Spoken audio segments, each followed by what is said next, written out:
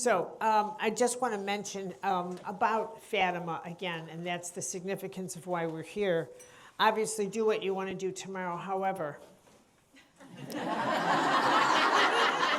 yeah, that was good, wasn't it? That actually just slipped. Because I think like an editor. However, right?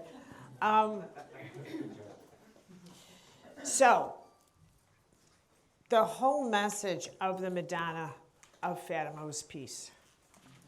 Peace. Pray for peace.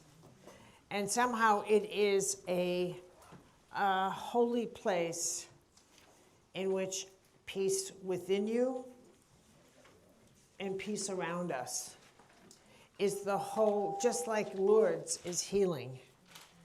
And people don't go to Lourdes for peace. They go to have their body healed or their disease healed. In that same way, you go to Fatima, and it's a pilgrimage for peace. On behalf of each other, on behalf of what's going on inside of you, and on behalf of what's happening in our world. So do what you want tomorrow.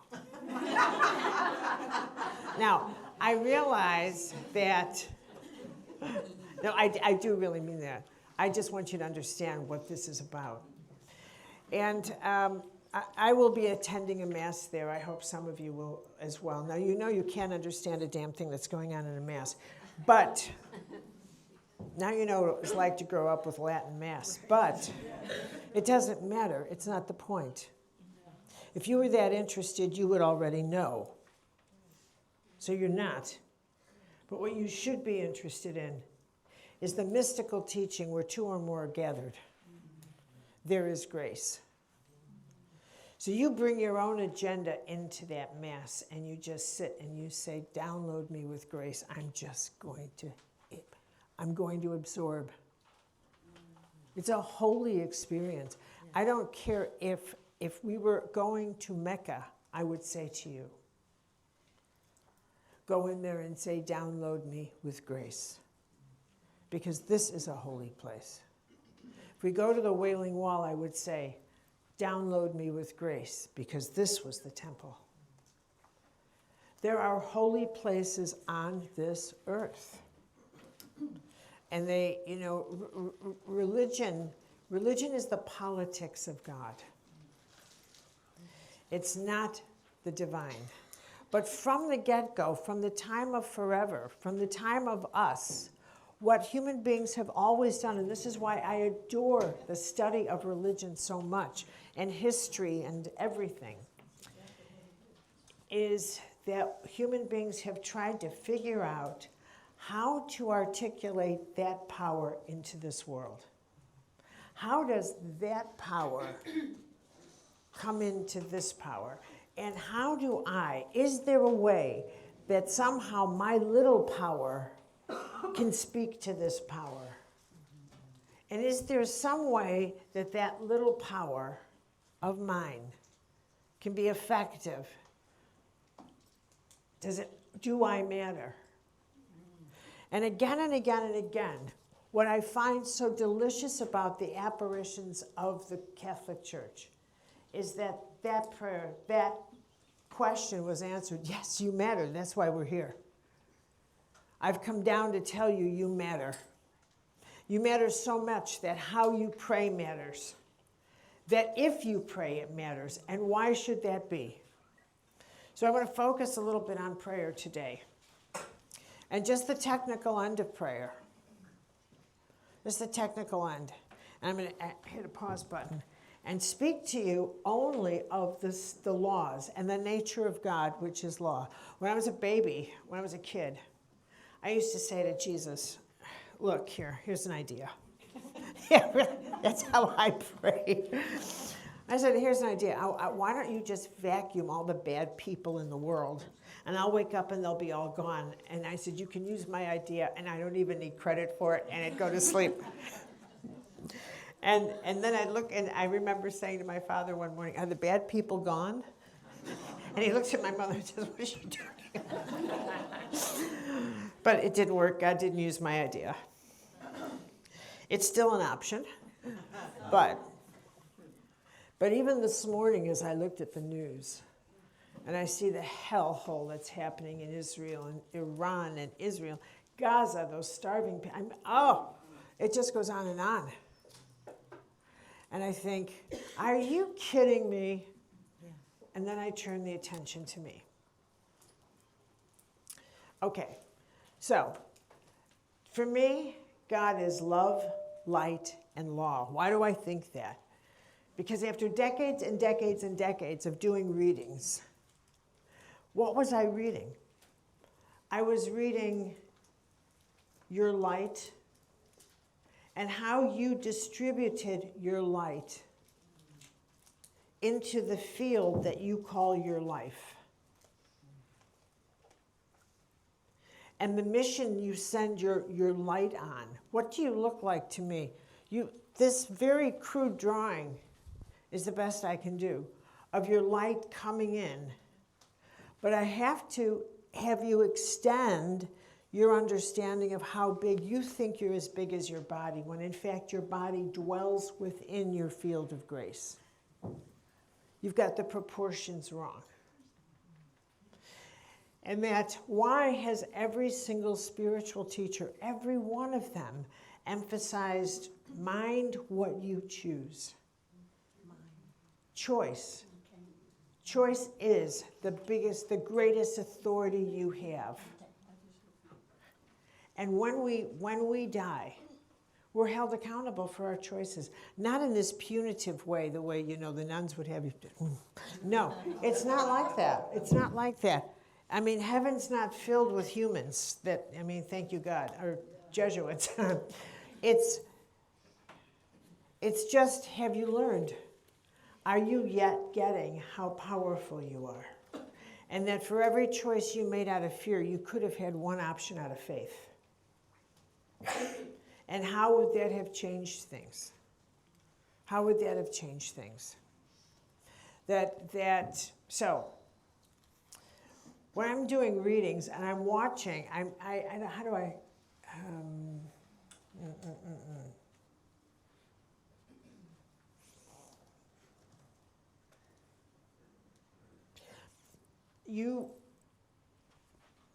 I follow the distribution of your choices in a reading. That's what I follow. I follow the power of your choices and what you have anchored yourself in. That's the best way I can say it. It's like psychic forensics. I feel weights around you, like barnacles on a ship. And those barnacles inevitably are a place where you have sent your precious light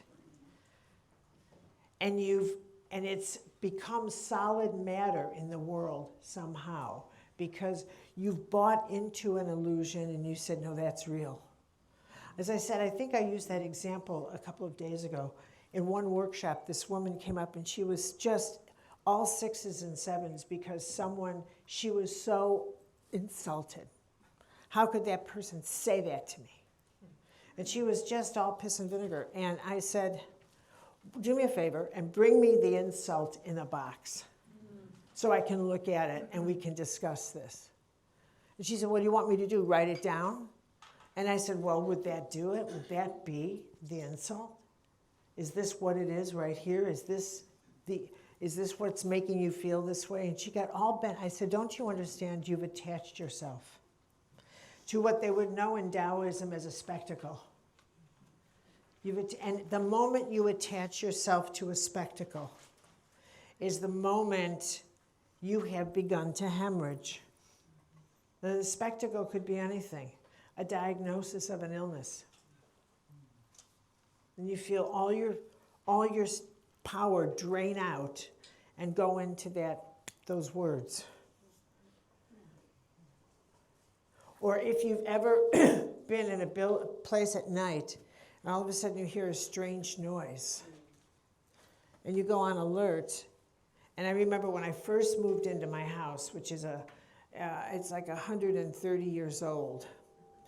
And so houses like that speak a lot. You know, they crack and they this and they sneeze and they, you know, and they do. But I didn't know. You have to get to know the sounds of your own home. And so for the first couple of months, I had numerous occasions where I'd hear a sound and I'd think, is that someone coming? Because you remember, my schedule is on the internet. So I'm telling the world when I'm home and when I'm not home.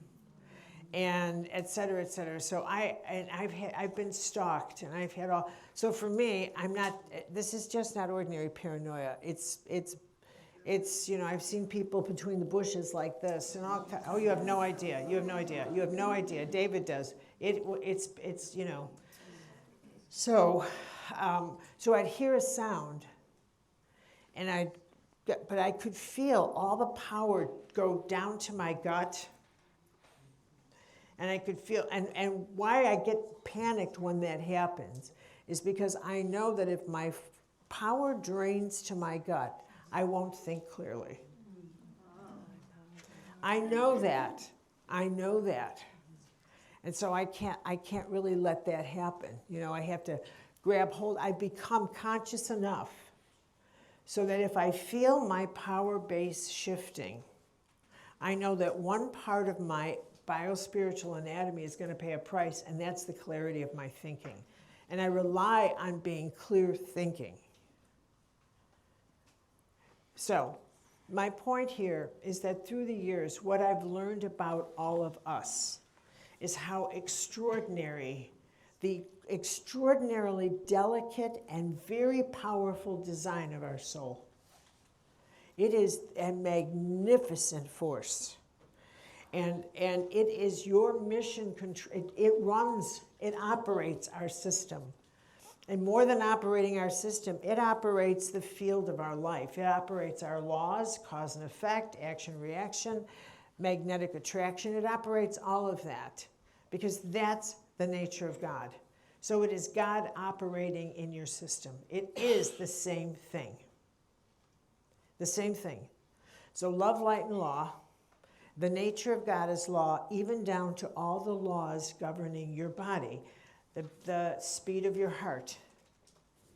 The number of times you have to blink our eyes. Everything, all the calculations that we count on for consistency that tell us our body is healthy is the nature of God in our biospiritual anatomy. Because if God is nothing else, God is consistent. And when you notice an inconsistency, you think something's going on here. All right, now, prayer is law as well. One of the laws of the universe is that energy must seek matter, must manifest as matter, and then return to energy. Are you in agreement here? Okay. Number 2 law of attraction. So energy will attract like-minded forces, archetypally, magnetically, intentionally. Okay? This is the nature of, this is how we're designed. We are magnetic systems of attraction. We're quite wondrous. Now, why do we have to pray? Because what is in one is in the whole. The same laws of health that apply to your body apply to the global village. So I'm going to say this again. Micro, macro. If the origin of illness in your body is free radicals seeking a way to organize themselves. The same thing is true with our collective, and it's psychic free radicals. And all of the kind of discharges we have, discharges that are filled with fear or filled with judgment. And this is human, people. We are not in the business of perfection. So let's be really clear here.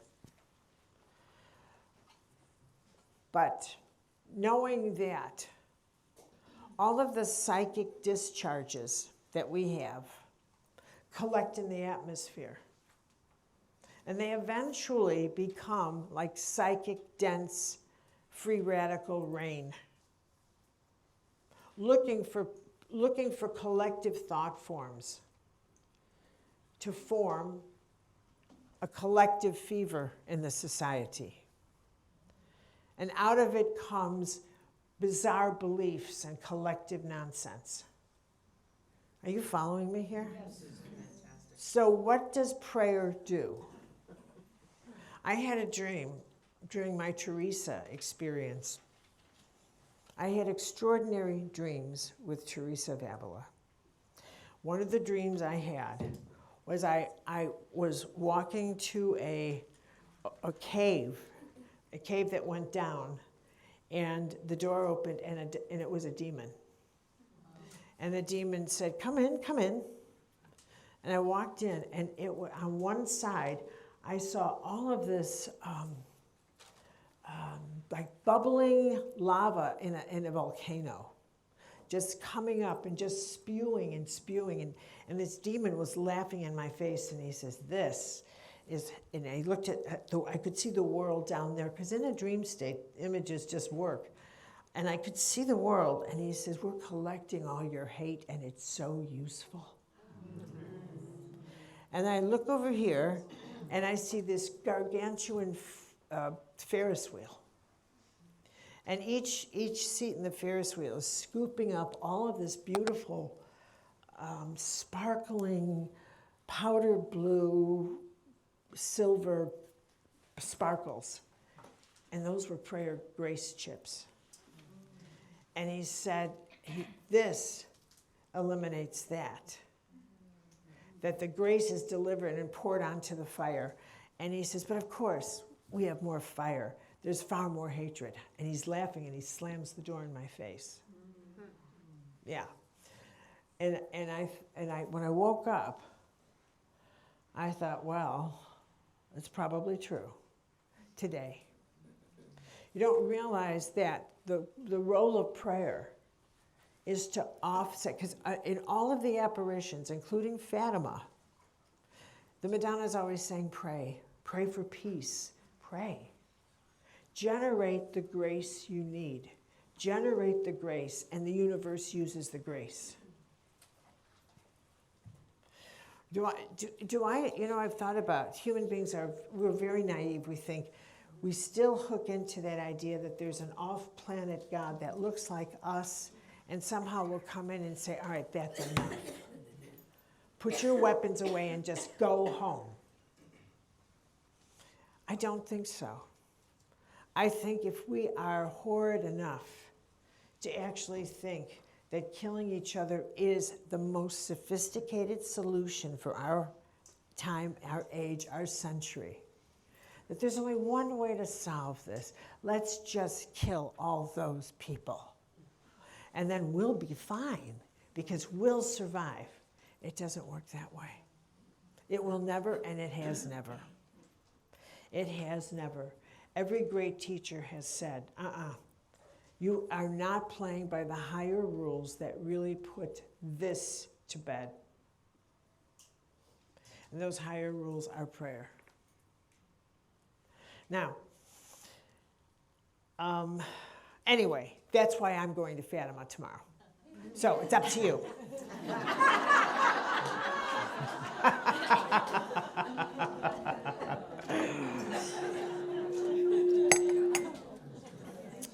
Does anybody want the paper back? You too. It's up to them. It's choice. Maybe, maybe not. Maybe not. But I want to talk to you about your own prayer life and your own dialogues with God as you know God. As you know God, not me, as you. What I really stand here like if I can give you the greatest jewels I have, it is one, you have no idea how close heaven is, number one. Number two, you have no idea that your angel is this close to you. I'm glad. Just this close. And it's constant. It's constant. Yeah. I can stay here. But it's constant. Number three, one of the things angels require is that you request their assistance.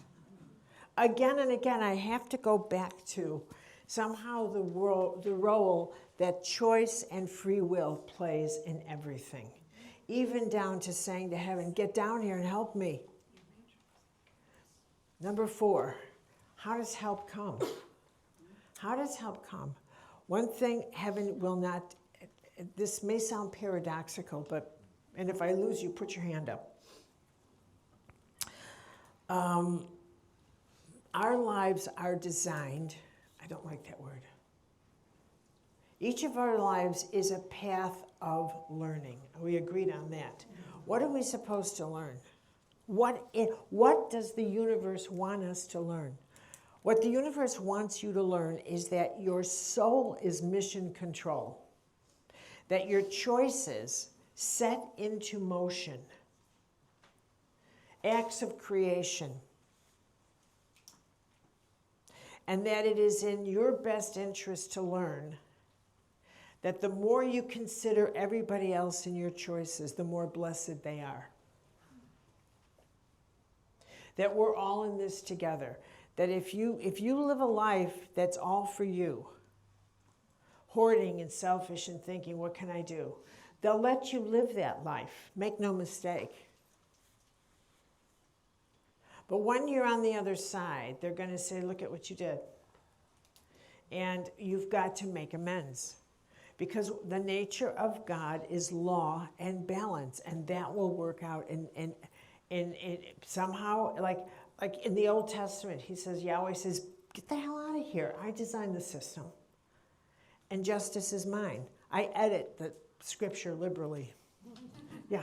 Why do you think, or can you... Why do I think? Yeah, why do you think that hate seems to take such a foothold, such a ground? Like it seems so Right. widespread. and Why such is people hate is defaulting- in a fever now? Yes. Yes, like Okay. why do you think... I'm gonna explain that as best as I can because I actually really do understand. So let me see if I can communicate that. It's really the simplest thing in the world to understand. And in this moment that we're living in, which is so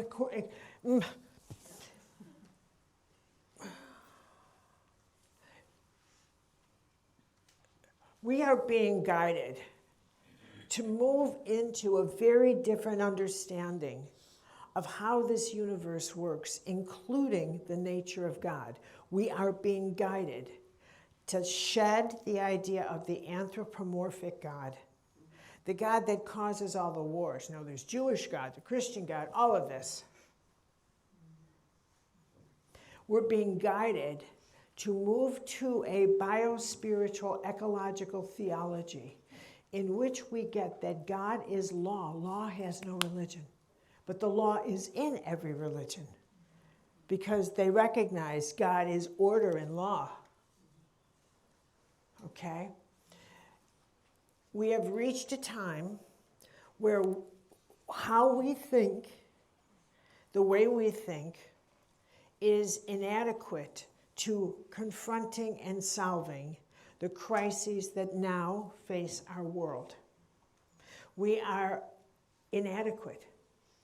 We still think that the way to solve a global dilemma, climate change, is to bomb somebody, is to deny it, is to grab hold of the media, start an alternative party that says there's no such thing, is to lie. Now, shift gears, come over here. I'm now a medical intuitive. I'm doing a reading on you, and I remember the first time I said to Norm Shealy, I'll tell you what this person's cancer is from. This person's a compulsive liar. I said, it has nothing to do with diet. It's got to do with lies and the rot in his system. I said, so tell him he's a liar. Norm says, I'll call you back. I would have no problem doing that. And especially today. So one of the things that has happened in evolution is that we are inadequate. We do not want to do what is now required of this. So as soon as we enter the nuclear age and really enter into a time where we could do big time killing, a new template was dropped into the collective that said, become whole. Become whole. Not just whole in your body, not just holistic health, not just body, mind, spirit. Become one system of life that includes the aquatic kingdom, the earth kingdom, and every human being. Become whole. That's the operating template, like a homeopathic remedy that's just pulsating, pulsating, pulsating. And so it incarnated into us, and as it got into our body, we start thinking, the doctor said, I'm going to treat your heart, but it's going to blow your kidney out. How do you feel about that? Like, are you brain dead? So you're beginning to get the idea that your body is a whole system of life. You are a micro-earth operating on the macro-earth. That's how heaven gets through to us. The same laws that govern us govern the whole.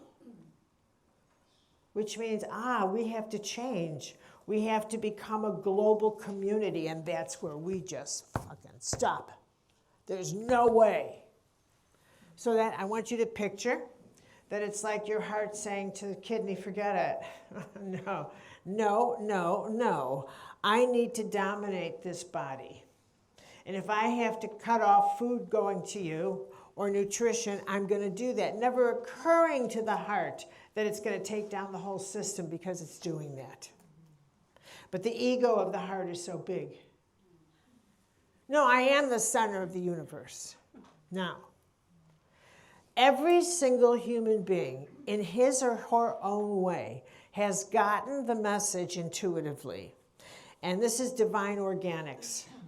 Even in the gut instinct, that the old is evaporating and we have to figure out the new. We are literally in between worlds.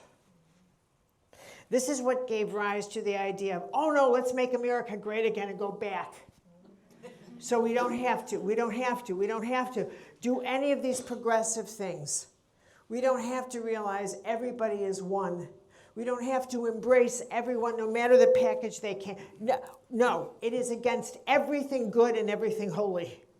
It is evil. Okay? So, it is, and as you move into where the universe, life, heaven itself is calling us, it's saying, become whole. Become whole. Now, because we are fighting that, and people lock in and think, I don't want to become part of this whole planet. I want to dominate this planet. Okay, well, the only way to get away with that reasoning, which is not supported by heaven, I assure you, not supported by heaven, is that you have to start concocting your own narratives. And you have to find an enemy. It must be the immigrants. It must be them. Gazans. This, that. Evil. So it gives us an opportunity to lock ourselves in and say, we don't have to change, but they have to die. They have to die. The capacity to say, maybe the way we've been doing things doesn't fit the world anymore. Maybe in this effort to become one, we have to dismantle our politics, our theologies, our bullshit beliefs. That God gave us this land. God didn't give you any land. God gave the globe, the world, to human beings. I'd love to have God as my real estate agent. But it's just more nonsense myth. But in believing that, you have this idea of God as your side. Now, where does the hatred come from? Because it's time for all of that to go. This world cannot sustain its future or progress or sustain life, given the collective challenges of a pandemic, and there'll be another pandemic in a few years. Mark my words. Because it's already scheduled. Okay. There'll be all of the challenges require all of us work together, not an imbecilic demon who says, don't wear those masks, turns it into politics. You want to know where hatred comes from? Him. Yeah. And everyone like him. Because everyone like him stands in, it's my last day, so I'm just going to let it go. everyone like him stands in the way of survival. Survival. And I don't give a damn if it was Democrat, Republican. I could care less. It is anyone who speaks that way, who decides to blame a whole other group of people for why we don't have to change. We don't have to change because it's your fault. Yeah. Do you think it is fear? Like, what is the mechanism that makes It's it total take fear. There's 2 degrees. You either you grace something or you don't. And it is truly your capacity to look at something and say, why don't I see grace here? Right. Why don't I see it? And what can I do to contribute grace? Because if I don't, I'm contributing to everything I can't stand. Because I always feel like if people would use their powers for good, the world would be so much of a better place. Look at the simple laws. A rising tide lifts all ships. Yes, yes. Yesterday I see this kid, He's just humming a little bit. I see this young Gazan crying, begging for mercy. Did you see it? Yeah. A young Gazan. Yeah, wait. Look what you've done to me.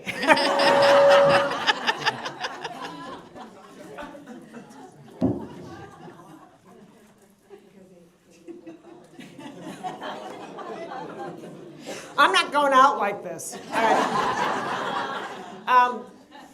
This young Gazan boy, he goes and he walks, 10 miles or something, to try and get food, and there was no food, and they had lied about a food shipment coming into Gaza.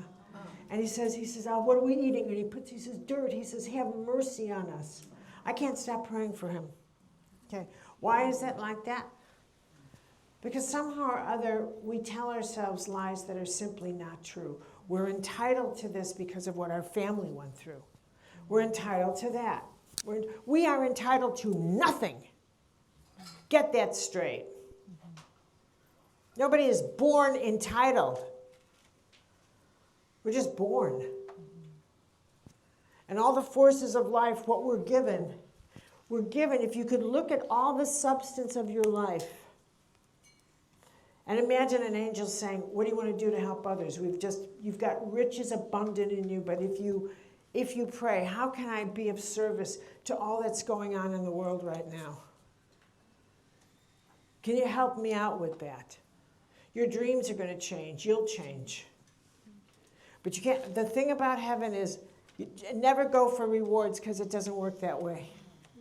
Don't go for a spotlight. Don't go for rewards. You're wiser staying off the radar. Don't let them know you have any skill. I mean, you're much better off. Yes, honey. Okay. Wait. I have a question I'm dying to know the answer to.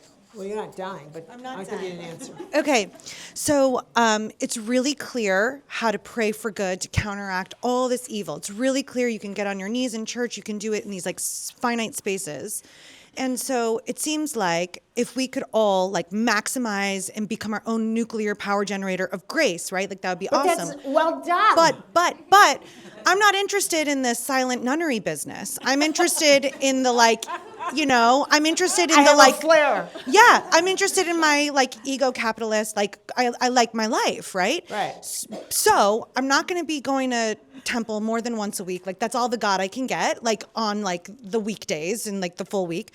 But now, I could be crazy or whatever, but I infuse other things with grace and prayer. And I want to know if they're as potent, because I infuse like the snacks that I make my kids with grace. I infuse like the sex and orgasms I have, and I send them as prayers. Like I find that I can create grace in other ways. And there you are in this dream, and I wonder, God, like, do I have to go to temple to make my sparkles as big, or can I do that in my bedroom or kitchen? Just for one day, I want to be your angel. Deal. Just for one day. It's not a lot. Yeah, Not a lot to ask. Okay. Yeah.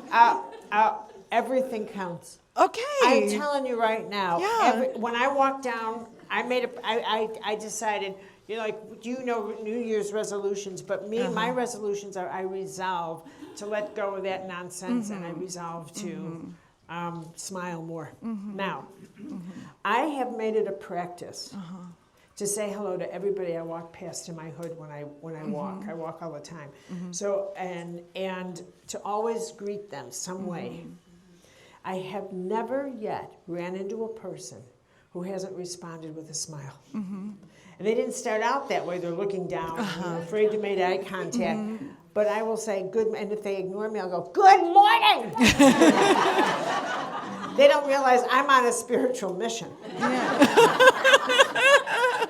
But absolutely everything. Right. Absolutely everything. When I was a kid, I saw the life story of Somerset Maugham, a British writer. And he was a raging alcoholic. And he was the one I was going to fashion my life after. Not because he was an alcoholic, but because he had all this freedom, and he drank all night, and then he'd come home. But he absolutely, like a soldier, got up at 6 in the morning and wrote from 6 to 9. And because he was so disciplined, he let himself off the hook the rest of the day. And there I am as a kid watching this thinking, that's good. And someone said to him, why do you want to be a writer? And he says, oh, it's the most wonderful life in the world. He says, you get to create and talk to the gods all day long, make these wonderful ideas, and then contribute so much to the lives of others, and no one knows you're doing it. He says, because no one knows the face of a writer. And I was, that's it. That's what I want. I want to be able to influence the whole anonymously. I cannot tell you how that was it. That sealed the deal with me. I said, that's it. The power of anonymity gives me the power of everything. Yeah, but you really didn't have that. Everything. Everything. And I thought, that's it. Nothing is more potent than being off the radar while becoming the radar. So no matter what you do, I think there's a reason why the nature of God is like the journey always includes falling on your face, losing things, losing what you have, being humiliated. Why is that so essential? You want to say to God, are you really? No. It's humble. It's like it's heaven saying, get out of my way. You're in my way. And the only way to get you out of my way is to get you out of your way. You insist on thinking you know best.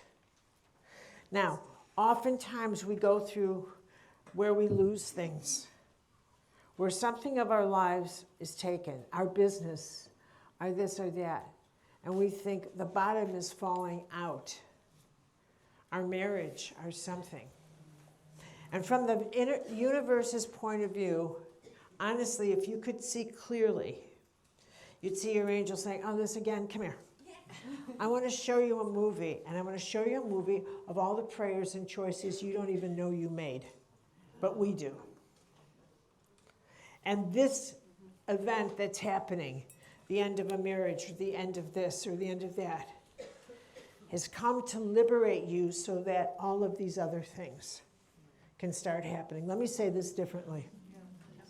The first chapter of your life, the first many years, was put together by your ego. I think I want this, and I think I want that, and I think I want this, you will lose that life. Because most of what that life was driven by was the need to survive, was survival needs, the need to survive, the need to acquire stuff. If I have more stuff, I'll be safer and warmer, and all that stuff that's happening in the world. And every time you make a choice like that, I'm telling you, heaven's like Jesus and Mary and Joseph.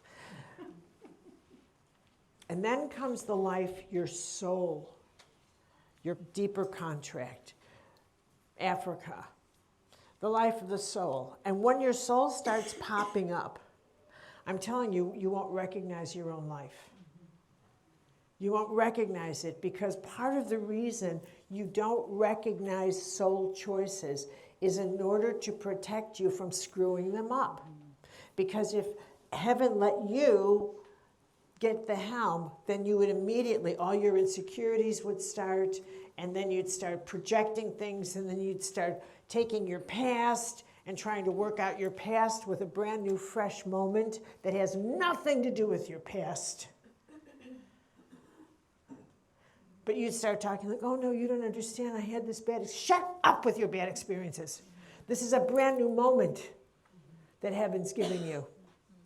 Brand new, and you have brand new moments coming.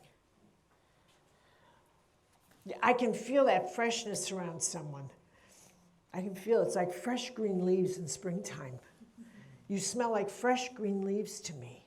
Like, I smell it, it's coming. But, so heaven always wants us in a place where we can't argue, where we are completely dependent and we're frightened. We may go through some really difficult choices. But I want you to imagine your angel saying, are you praying yet? Are you going to trust us yet? Because heaven has infinite patience for us to fall apart. I know. Here's something else I've learned about prayer. God doesn't, they don't answer stupid. They don't do stupid. Okay? They don't do hysterical, stupid, bitching, all of that stuff. Do not do the why me school of charm. Don't go there. It won't help you out. It won't help you out. Instead says, what am I supposed to learn from this? I mean, I'm wide open. Show me. And another thing is, don't tell heaven how to answer your prayers. Never, ever, ever say, now, look, I want this, but I don't want to give up this. I mean, and this is where I saw with healing. When I would pray and I'd say, help me help him. And I'd get some kind of healing itinerary for somebody. I've only met one person who said, is this all I have to do to get my life back? This is it? This is all? And with great trust, he jumped right in and included quitting smoking and changing his diet and things. And instead of saying, well, I'll just finish my pack. He was like, that's it, all right, done. What else? Done. He just embraced, and it was as if I witnessed the grace go like that. He had AIDS, HIV. He's a working attorney in Washington. He healed. This is before any of the medicine. Wow. Yeah, Norm and I wrote a book on it. I mean, it was astonishing. It's astonishing to watch heaven come in and say, phew. It's astonishing. So what blocks us, really, is that we think, what's heaven going to want? It's going to want my money? Going to want what? Uh-oh. And that's how people pray. You're going to take it. You're so silly, you silly little goose, because heaven can take the bottom out of your life any moment that it does. So instead of saying, I remember going to the, I had to find out whether I had a brain tumor and all kinds of stuff. So I said this prayer. What a crazy adventure that was. Do you want the story? Yes. Yes. Okay, well, since you insist. No, this is really the way, it's just, I am in wonder of heaven because I've seen the wonders of heaven in my own way, but they're just tiny. Like, I mean, you'll never get a story out of me like, and then this angel and I had dinner. Nothing like that. Nothing. They're just tiny, but in the tininess for me was the awe. So I was waiting to find out a diagnosis of whether or not I had lupus, like all kinds of things were going wrong. And my body was swelling up. As you could see, I have problems that are the residue from that. But my body was swelling, my joints were swelling. I had gotten to a point at one point when we were out on a tour, and I didn't want my students to know that I could hardly walk. And my brother was buttoning my clothes in the morning because my hands had become so unbearable. And I thought, so I go to a doctor and I get a bunch of blood tests. And I said, how? And he said, no, I want one more test. And I said, are you testing me for blood cancer and lupus? And he said, yes, I am. I said, okay, all right. Well. So I go home, and there was a teacher called Sai Baba. Are you aware of Baba? And how I encountered Sai Baba was that I was at Finhorn, where I'm going on Monday with Beth. And I went to bed one night, and I was at Finhorn like I'm going now, just to see friends, not to teach, no advertisement, no public, she's coming to speak, none of that stuff. And I'm in bed, going to sleep, and I'm going into prayer, and instead of the usual interior iconography that I go to, it was like my inner camera kept going over to India. And I said, what the heck? And kept going to Baba. And I thought, I cannot tell you, every Christian drop in me was like, no, right? All right. The next day, out of the clear blue, nobody knows I'm there, I get mail at Finhorn. I'm walking through the community and someone says, oh my God, Carolyn, you're here. You have mail waiting for you. I go in there, and it is you know the old 35 millimeter camera tubes with film? It's a film thing filled with vibhuti, holy ash, from someone in Denmark, and it arrived, and it says, from Sai Baba for you. And I went, the bloody hell, right? So I go home, and I am waiting for this diagnosis and stuff on myself. And I go into prayer and I said, what do you want? What's going on here? You're shaking my cosmos. And the next day, I get a book. I'm often asked to endorse books or manuscripts. And it was a letter asking me if I would endorse this book, and it was on Sai Baba. And I thought, what is with this? I have no desire to guru anything, Sai Baba, nothing. But I thought, and I said, okay.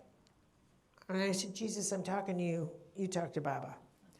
And I said, I don't know what you want from me. I really don't.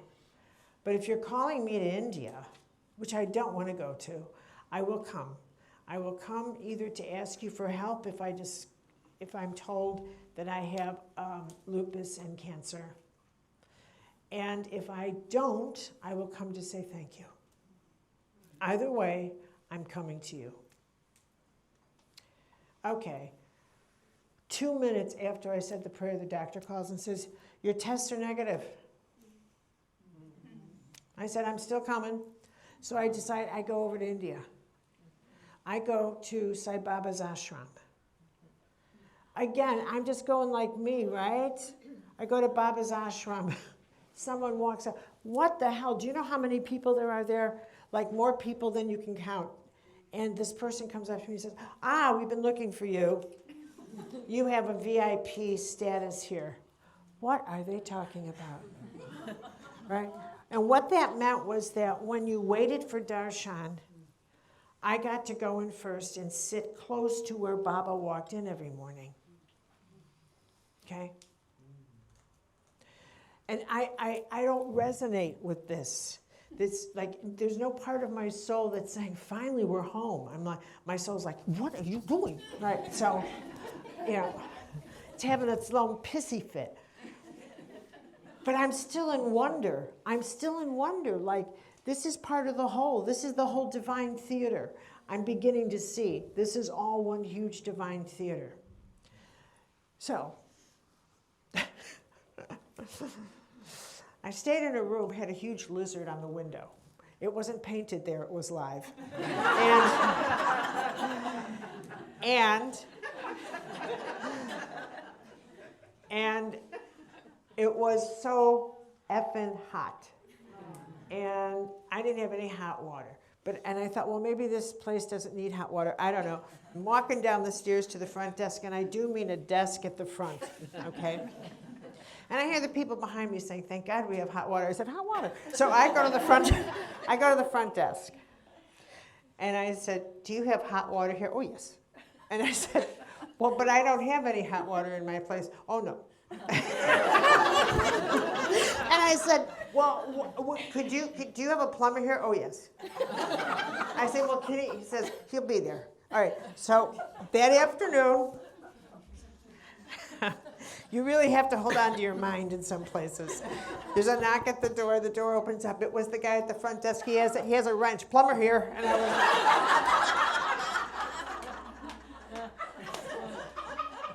all right, so maybe the world's not as ordered as we think, right? And I just kept thinking, oh man, that plumber hit me here. Just knocked me out. All right, so while I go to the ashram every day for darshan, someone said to me, why don't you write Baba a letter? He collects letters. When he would walk in, he would take the letters from people, and it was quite astounding. He'd turn his hand over and you'd see this vibhuti come out. And he wasn't a trickster. This was real stuff. I thought, all right, I'll write a letter. So I write a letter. I'm sitting there, and he's walking by. You can't picture the madness. There are all of these people holding their letters out. I mean, this is for them a God on earth. He's not a God for me, but he's a God on earth. But he's obviously a holy being. He's walking by. He doesn't take my letter, and then he stops. He turns around, he walks right up to me, says, give me your letter. I'm telling you, I couldn't speak. I just went like this. And he just looks at me and he laughed, the most beautiful laugh, and walked away. What happened afterwards was I didn't have darshan, there was nothing. But all these people started to come up to the place where he had stood in front of me and kissed that ground, not for me, but because of him. They wanted that same blessing. It was extraordinary to witness that. It was extraordinary. So when I came home, my brother became ill. My mother said, why don't you write to Baba? To which I said, here's the phone call. I don't have his address. I hang up the phone. I hear my fax machine, Baba's address. Just like that. I promise you before God. And I thought you might want this. I still don't know who sent it. It was his address in India. It was this very interesting time for me because I am not Hindu. I don't resonate with Hinduism. I resonate with Judaism, I resonate with Christianity, I resonate with Buddhism, but I thought, well, maybe I need to embrace, and I'm just too small, and it cracked its way through, and I thought the God force is absolutely everywhere. So that was my experience of heaven saying, hey, I'm just as powerful and operative over here as I am over here as I am over here. And don't tell me where I'm powerful. I'll tell you. I'll tell you. And so then I said, you're everywhere. I get it. Okay, I get it. So I really want you to utilize your table of angels, because you have one more day to do this. And so what I'd like you to do is spend a couple of moments now really examining what your faith is like, what you believe and what you don't believe, what you think is possible and what you think is not possible, and what questions, if you had questions of God, why is there so much hatred? And I want you to put down what your expectations are of God, the God you believe in. I expect my bills paid. I expect not to suffer. I expect if the bombs fall on Israel, they won't hit us. You have all kinds of expectations. You don't even know it. So put it down. And if the words ever came out of you, I can't believe this happened to me, put that sentence down and imagine an angel saying, and why not? And why not? One of my greatest things with Teresa of Avila, I cannot tell you how much I live in gratitude for that experience in my life. You have no idea. You have no idea. And Teresa was always so teaching, you expect everything from God and nothing. Don't you dare tell yourself you're entitled to something. You are entitled to nothing. Not respect, nothing. Everything that comes to you, you recognize as a gift. Love, respect, that somehow or other there is an angel behind it. Yes, darling? Carolyn, I would like to jump in. Because Jump. Britta, you may jump in any single time you want. Because I would like to thank you so much, because you are a gift for me. And I didn't speak up when you asked the first day, why are we here? And I realized that I was hemorrhaging by not speaking up. And so now I'm doing, because I want to thank you so much. I have had an illness since I was a baby, and now I really feel healthy. And this was the dream of my life. And the way you are encouraging people is so precious.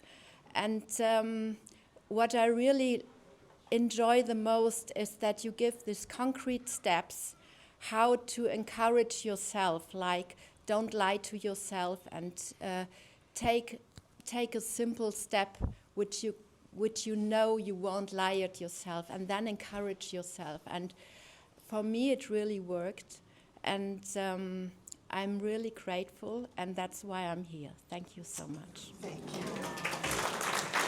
Thank you, thank you, thank you. Thank you. Britta, thank you. Okay, back to you.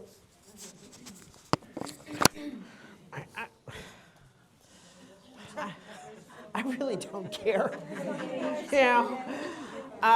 Put down what if you have an opportunity, you're going to meet with your angels. Oh, okay. You're going to meet with your angels.